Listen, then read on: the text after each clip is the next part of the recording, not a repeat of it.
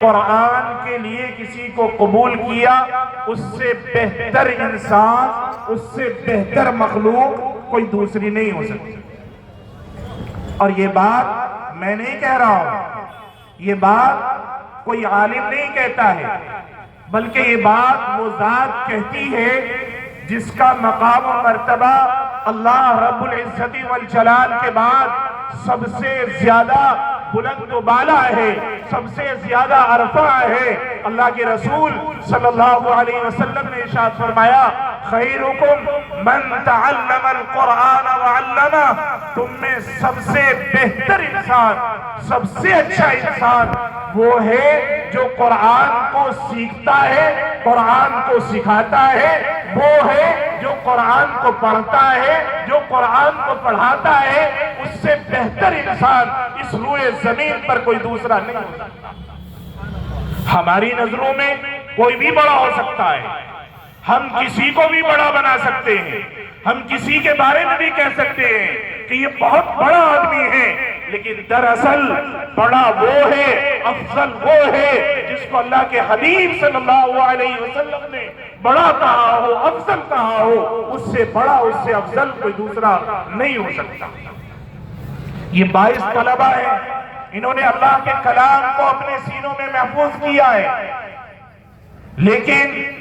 ہمارے ہاں تو قانون یہ ہے، ہمارا رویہ تو یہ ہے کہ اگر ہمارے گھر میں کوئی بچہ کوئی ڈگری حاصل کر لے، دنیاوی ڈگری، چاہے وہ چھوٹی ہو یا بڑی ہو، کوئی 12ویں کی ڈگری حاصل کر لے یا اس سے اوپر کی ڈگری حاصل کر لے، ڈاکٹر بن جائے، انجینئر بن جائے یا اور کوئی ڈگری حاصل کر لے، تو ہمارے یہاں عام طور پر رواج یہ ہے کہ اس نے جتنی بڑی ڈگری حاصل کی ہوتی ہے اتنا ہی بڑا اس کے لیے دعوتوں کا انتظام کیا جاتا ہے، مبارکبادیاں پیش کی جاتی ہے، لوگوں کو بلایا جاتا ہے، اور پھر لوگوں کو بلا کر تصویریں بنوائی جاتی ہے، اس کا ایک ایڈ کیا جاتا ہے، اس کا ایک پرچار کیا جاتا ہے، اور وہ باپ جس کے بچے نے یہ ڈگری حاصل کی ہے وہ پھولے نہیں سماتا، وہ سینہ چوڑا کر کے چلتا ہے، وہ کہتا پھرتا ہے میرا بیٹا ڈاکٹر بن گیا، میرا بیٹا انجینئر بن گیا۔ بھائی میں یہ کہتا ہوں اگر کسی کو سینہ چوڑا کرنے کی اجازت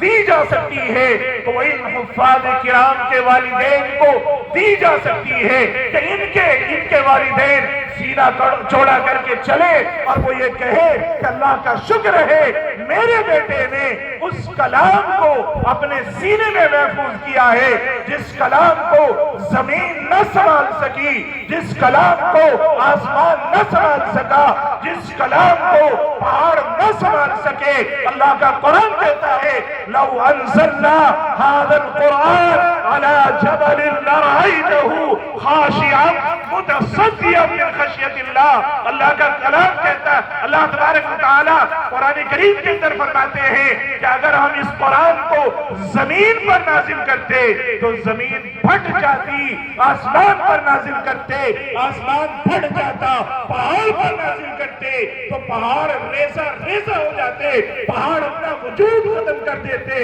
لیکن یہ چھوٹے چھوٹے معصوم بچے ہیں جنہوں نے اس کلام کو اپنے سینوں کے اندر محفوظ کیا ہے، جن کی ہماری اور آپ کی نظروں میں کوئی اوقات نہیں ہوتی، کوئی حیثیت نہیں ہوتی۔ ہم یہ سمجھتے ہیں کیا ہوا یہ بچہ حافظ قرآن ہی تو ہوا ہے، حافظ ہی تو بنا ہے، یہ امام ہی تو بنا ہے، یہ مولوی تو بنا ہے، کیا ہوا؟ ان کی کوئی حیثیت ہماری نظروں میں نہیں ہے۔ میرے بھائی میری آپ کی نظروں میں کوئی حیثیت ہو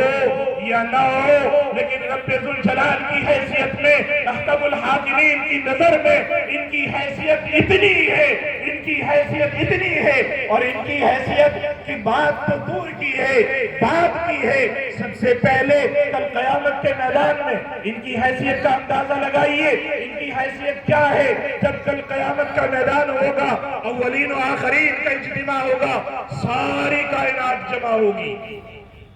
سارے کے سارے وہاں لوگ ہوں گے، بڑے بڑے عمرا ہوں گے، وزراء ہوں گے، دنیا میں بڑے کہلانے والے لوگ ہوں گے، نیتا ہوں گے اور ڈگریاں حاصل کرنے والے بڑے بڑے لوگ ہوں گے۔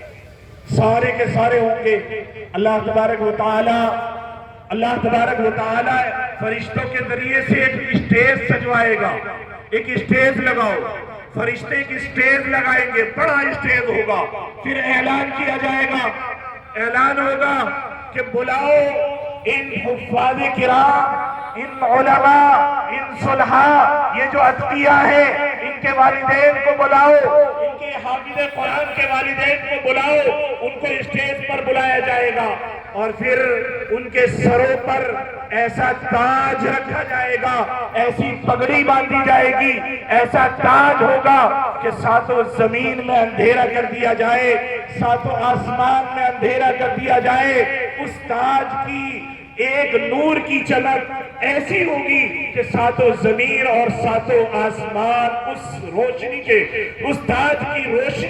روشنی میں وہ ساری زمین و آسمان روشن ہو جائیں گے، سورج کی روشنی مدھم پڑ جائے گی، پھیکی پڑ جائے گی، سورج کی کوئی حیثیت نہیں ہوگی۔ یہ حفاظ کرام کا مقام ہے، حفاظ کرام کے والدین کو یہ اعزاز دیا جائے گا، ان کا اکرام کیا جائے گا۔ پھر ان کا مقام کیا پوچھئے کہ ان کا مقام و ان کا مرتبہ کیا ہوگا؟ ہماری نظروں میں کوئی حیثیت ہو یا نہ ہو، لیکن اللہ کی نظر میں ان حفاظ کرام کا مقام یہ ہے، ان کا مرتبہ یہ ہے۔ اللہ تبارک و تعالی ان حفاظ کو بلائیں گے اور ان حفاظ سے کہیں گے، میرے بندو، دنیا کے اندر تم نے میرے کلام کو اپنے سینوں میں محفوظ کیا تھا، لوگوں کے تانے سنے تھے، لوگوں کے تانے برداشت کر کے تم نے محنت کے ساتھ تم نے میرے کلام کو اپنے سینوں میں محفوظ کیا تھا۔ آج تمہارا یہ انعام ہے، آج تمہارا رب تمہیں یہ انعام دیتا ہے کہ جاؤ،